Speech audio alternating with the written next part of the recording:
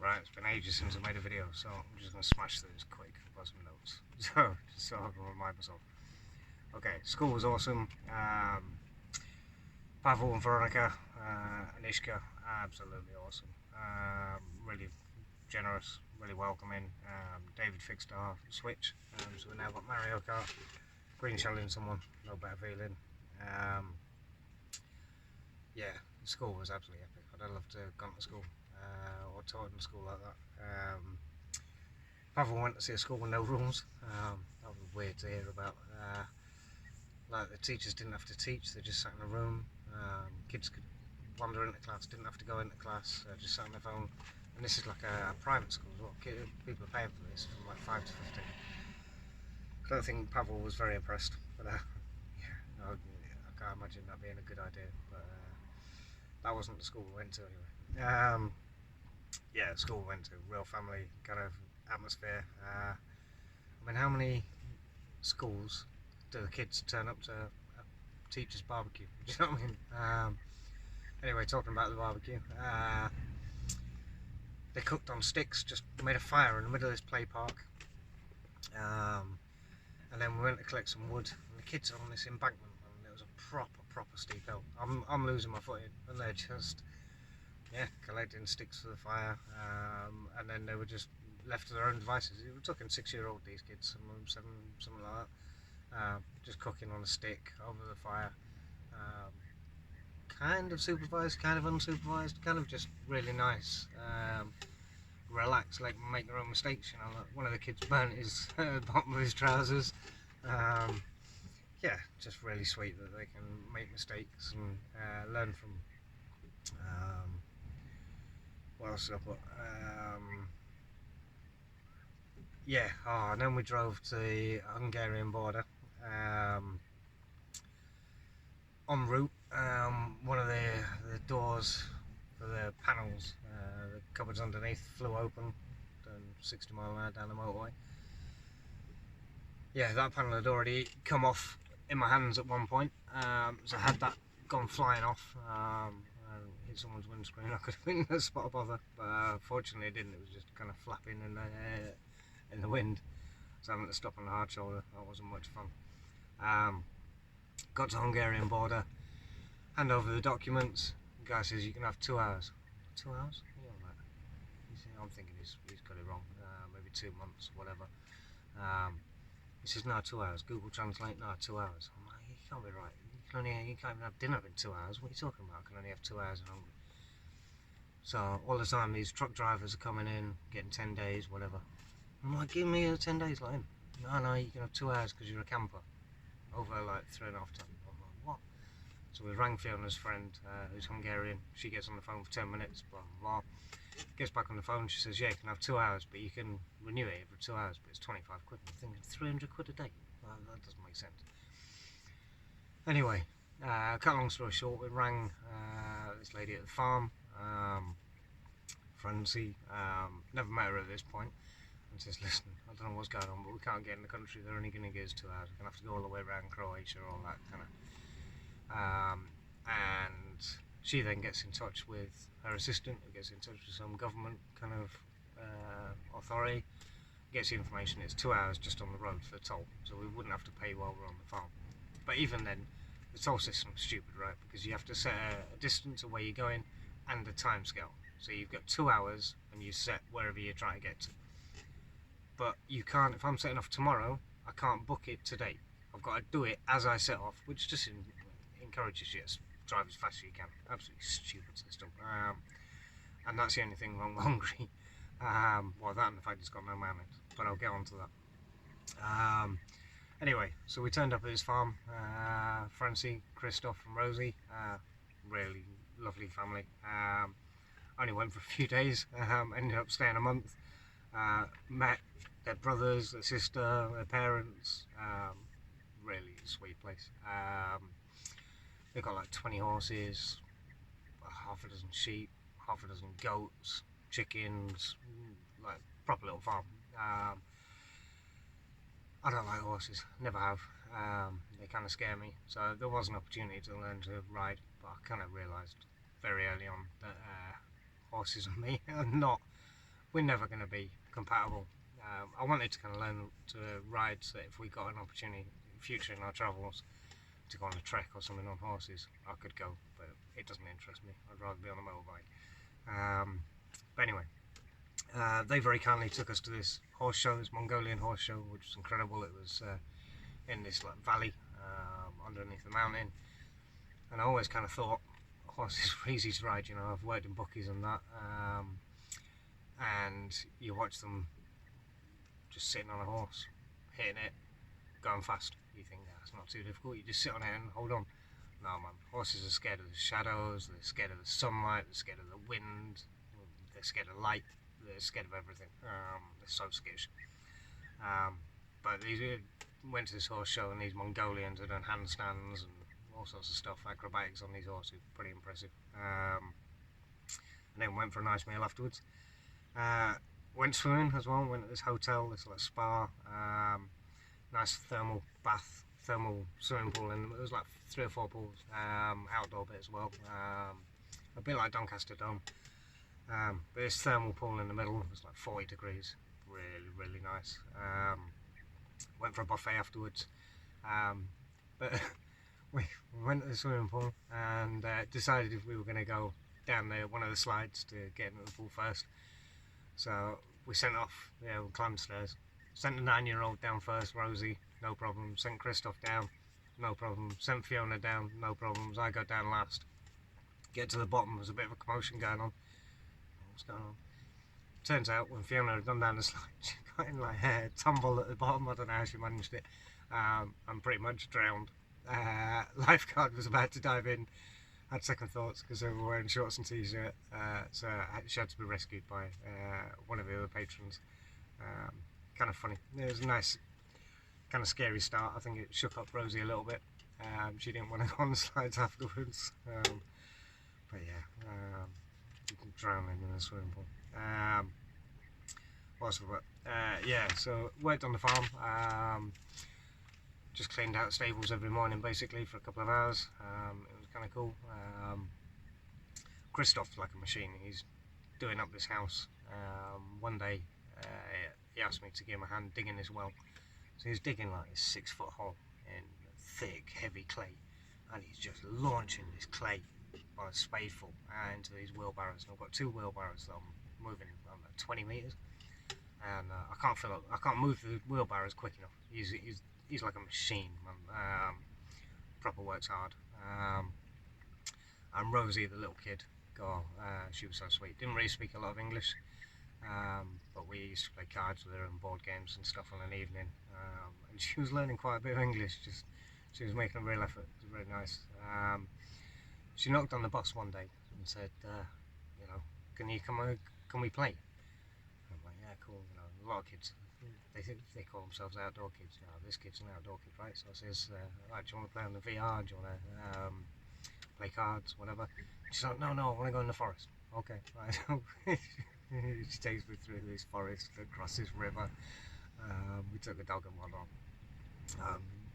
Dog wouldn't go across the bridge, so she went and rescued him, and dog wouldn't come, but she understood kind of body language of animals, so she managed to get the dog to come.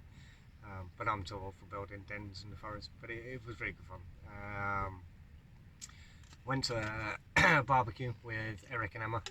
I call them the Spy and the Scouse. She's the poshest Scouse you've ever met. Had a really nice barbecue. They've got an amazing place. I think they've got like a dozen horses, proper stables, you know, like not like a farm, but like how you'd imagine like I don't know, a professional horse stables place. Really nice. So we had some pizza, and then about 5 o'clock in the morning, we came back from the barbecue, only to find out that all the horses had escaped. 20 horses just barreled through an electric fence, loose in the field. One of them was running around, quite difficult to catch at 5 in the morning. And I tell you what, when a horse is spooked, it's a scary thing, you know, because a big old animal and it's kicking up and it's jumping and all the rest of it. and this was a week before they were going to Nottingham to a Warhammer convention, and they wanted us to kind of look after the farm and feed the goats and the chickens and the horses and stuff. And I'm thinking, what on earth do I do? 20 horses career through a fence while they're away. Fortunately, they were only away for a couple of days. Christian, who was one of the workers there, he came down the day and worked during the day. He was like our emergency contact, which took a lot of the pressure off because I knew if it all went south, I could ring him. Yeah, that week, in between the horses escaping and them going away, I managed to let one of their horses out, and it went barreling past me out into the street. Yeah, Houdini, not that was Rosie's little horse. But yeah, they were kind of brave to leave the horses in our care, really. Went to Lake Balaton. That's a really nice place. It's just a big lake in Hungary. They use it as their seaside, really. There's a beach around it and whatnot. Bit weird though, because they've got this dog beach, and they charge in summer, and in the winter, rather than just open it up for free, they close it off so nobody can take the dogs on there. And unfortunately, we turned up a week early before it opened for summer. But yeah, it was still a good day. We'll see. We'd like to have stayed in Georgia, not in Georgia, in Hungary with those guys. Francie was awesome, like I say. The whole family were awesome. I don't know. We'll see how Georgia pans out. I mean, if we go back, we'd probably have to work for them officially and whatnot to get healthcare and different things. I'm not sure if that will change the dynamic. So we'll see how Georgia plays out. Went to a handball tournament. Rosie was playing in a little handball tournament. Properly motivated me to get back into BJJ and stuff now. So I might, when I get to Georgia, see if I can find a club. It also motivated me to read Alan Carr's Stop Smoking book. So I'm halfway through that, but I'm scared to finish it because then I know I've got to stop smoking. So I've read all my other books in between. I read the first half of that and then read another 5 or 6 books. And like I say, I'm yet to finish it. We also broke a Kindle trying to get. We had to take the Wi-Fi. We're in the middle of nowhere. I'll show you in a minute. On a nice beach, surrounded by mountains. But yeah, I haven't finished that book yet. Went to Budapest because they had Francie and Christoph had to renew their passports for this Nottingham trip. Budapest is a nice city. It's got a bit of an old town, not quite as big as Prague, the old town bit, and not quite as nice as Prague, but it's still a nice city. I didn't have long to explore, to be honest. It was only an hour or two. Francie's best friend, ChatGPT, got me hooked on that a bit. I use ChatGPT quite a lot. Sort of dog out that window. No, why don't you just look out the window? But anyway, yeah, so I use ChatGPT a bit for analysing the trading charts, but it's not quite there yet. At this barbecue with Eric and Emma, there was a Romanian dude. I don't know how it started, but eventually, like part of the conversation, he just started going, I am Romanian, I am Romanian, I am Romanian. And me and Francie had a bit of a laugh about it because I turned to him and I thought, who's this dude? Anyway, it turns out when we get to Romania, they are Romanian, but I'll get onto that later on. Hungarian fag shops, you can't buy fags anywhere except for off licenses, and they open really weird hours, like 7 till 11 and then 12 till 3 or something, which makes it really difficult on like bank holidays and Sundays and stuff if you run out of fags. And they have a bread van come around every morning, which plays this. And of course, if you're English, you know what that song is. Which always got that song in my head while I was cleaning the stables. Now I can get it out of my head. Used to clean the stables with a guy called Christian, who was like used to be in the show jumping horses, I think. And then he went to London for a bit of a break, and he's come back and now works on the farm. cool guy, really funny guy. He met his girl next door, and ended up hooking up with her while I was there. So I want a wedding invite if you end up marrying her, mate. So then we went to Romania, and the border crossing was easy. Always nervous around border crossings. This one was easy, but the first thing you noticed about Romania is there's jippos everywhere. But they're not like the pikeys in England. They don't rob, they don't steal, they don't cause trouble. They're just taking their horses around in carts, cutting the grass, and living like gypsies should, I guess. Certainly not the Irish pikeys that we've got in the UK.